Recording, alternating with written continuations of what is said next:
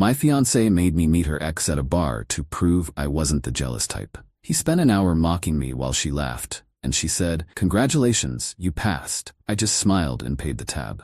This morning, after ignoring 50 missed calls, I answered the phone. It was her ex, crying, because the test was my idea to get him to confess on camera that they were still sleeping together. The whole twisted mess started with a simple request from my fiancée Amelia. "I need you to meet my ex Leo," she said about a week ago, her tone casual, almost bored. "It's important to me that you can prove you're not the jealous type."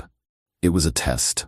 With Amelia, everything was a test. I just smiled and agreed because the test wasn't hers, it was mine, and she had no idea she was about to fail spectacularly. Last night was the big performance. We walked into a dimly lit, overpriced bar, and there he was, sitting at a corner booth. Leo. He had that kind of generic, overconfident look that a lot of guys who peaked in college never managed to shake. He stood up, gave Amelia a hug that lasted a little too long, and then turned to me, shaking my hand with a grip that was meant to be intimidating. I just gave him a firm, simple handshake back. I wasn't there to compete. I was there to win. For the next hour, I sat there and listened.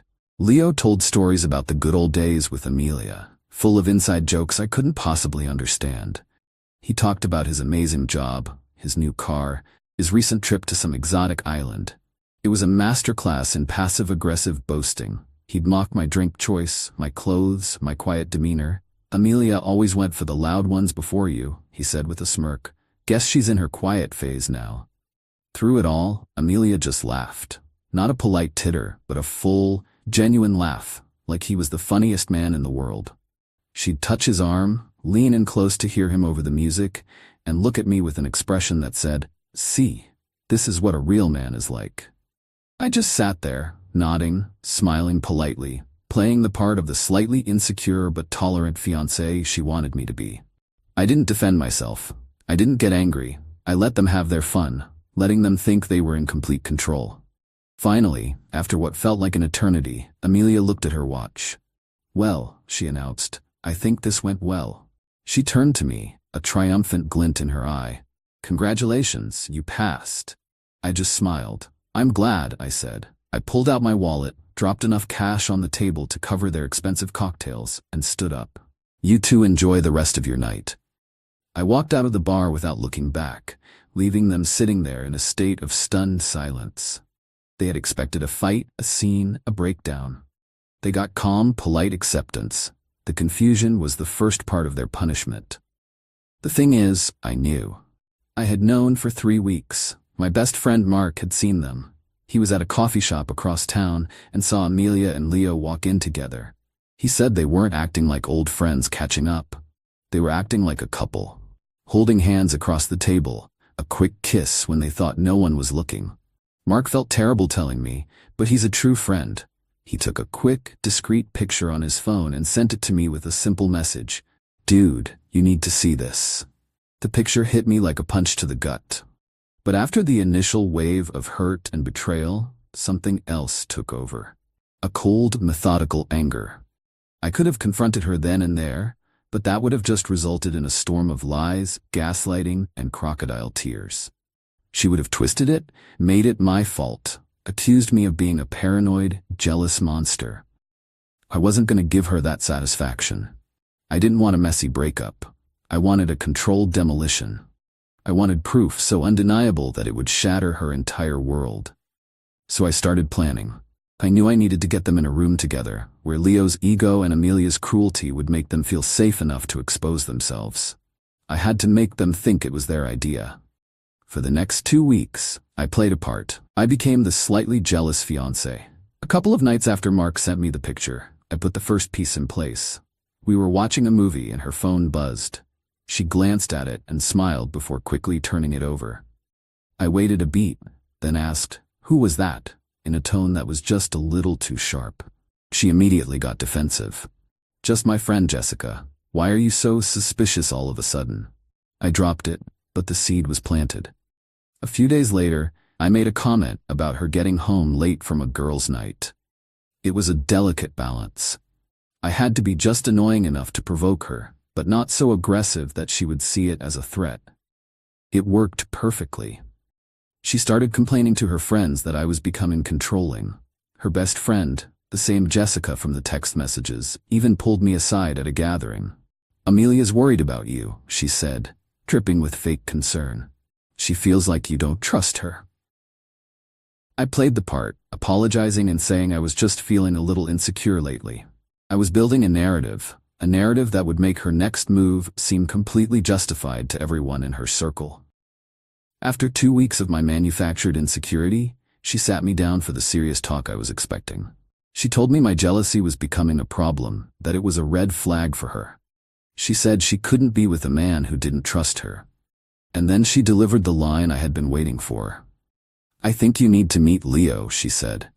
"You need to see that we're just friends, and you need to prove to me that you can handle it." I pretended to be hesitant, then reluctantly agreed. The trap was set. The night of the test, I was prepared.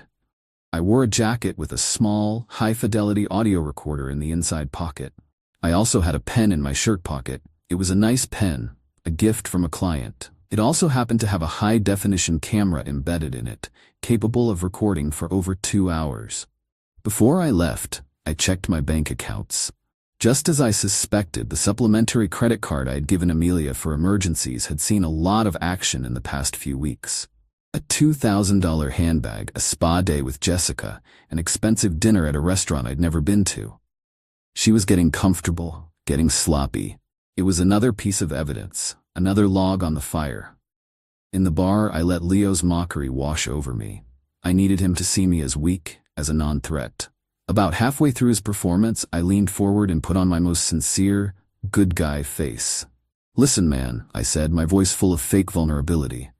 "I know this is awkward, but I love Amelia, and I trust her. She says you two are just friends. I guess I need to hear it from you, just for my own peace of mind."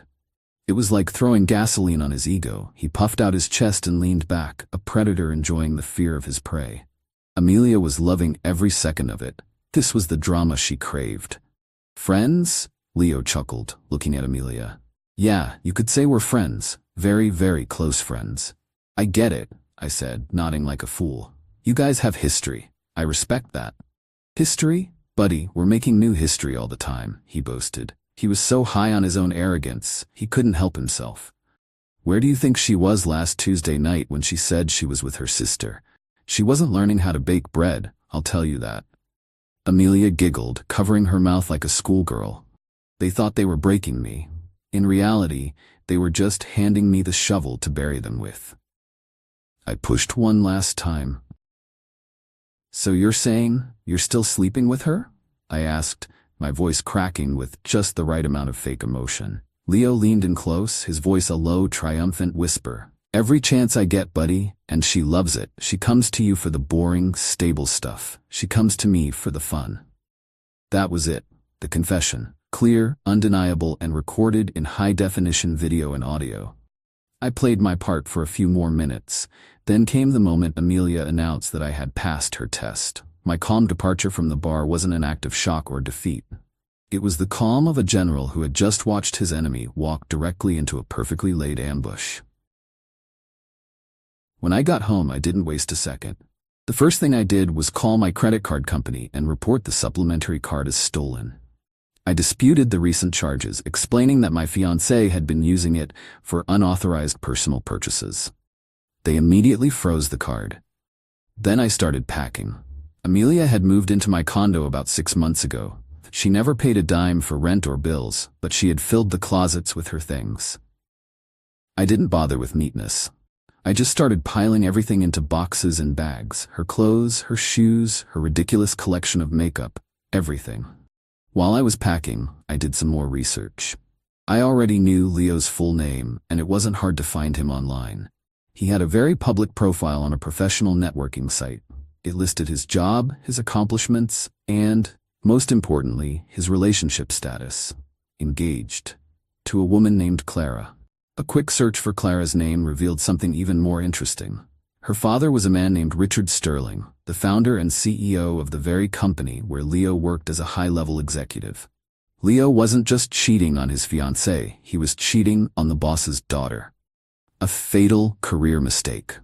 I found a recent Society column article with a picture of Richard Sterling. The man looked like he chewed nails for breakfast. He was not a man who would appreciate being made a fool of. I took the video file from the pen camera and the audio file from the recorder. I edited them together into a short 3-minute clip. It was damning. It showed Leo's arrogant mockery, Amelia's gleeful laughter, and his crystal-clear confession, all in pristine quality. I uploaded the video to a private, password-protected server. Then I drafted 2 emails. The first email was to Clara. The subject line was, "Something you need to see regarding your fiancé, Leo."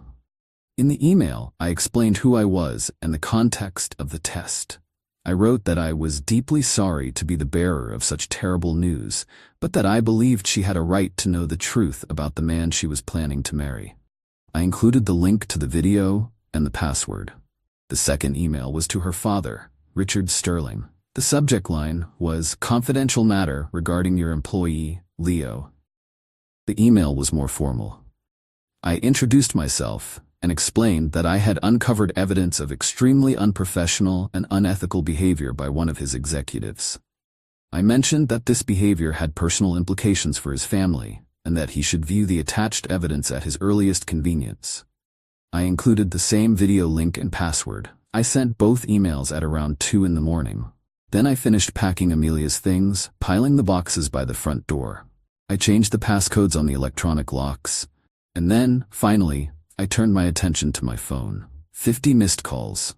A flood of texts. They started with confusion, then moved to anger, then to a strange, panicked concern. "Are you okay?"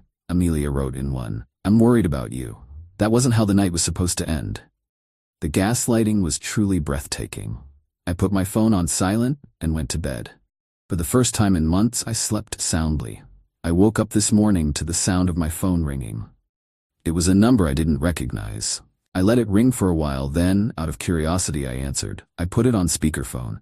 A man's voice, choked with sobs, came through the line. "What did you do?" He wailed. "It was Leo." "Leo?" I said, my voice calm and detached. "To what do I owe the pleasure?" "She saw it. Clara saw the video," he cried. "Her father saw it. I'm ruined. My life is over. Why would you do that?" I let the silence hang in the air for a moment. "I don't know what you're talking about, Leo," I said. "Last night, you seemed so proud of yourself. You were so eager to tell me how you were sleeping with my fiancé. I just thought your fiancé and your boss should get to see what a big man you are. You wanted an audience. I just made it a little bigger." He started screaming then, a string of incoherent threats and pleas. He begged me to take the video down, to tell them it was a joke. I just said, "You made your bed, Leo. Now you get to lie in it." Then I hung up and blocked his number. The fallout was swift and brutal. About an hour later, I saw an article on a local business news website. The headline read, "Sterling Corp executive fired amidst scandal."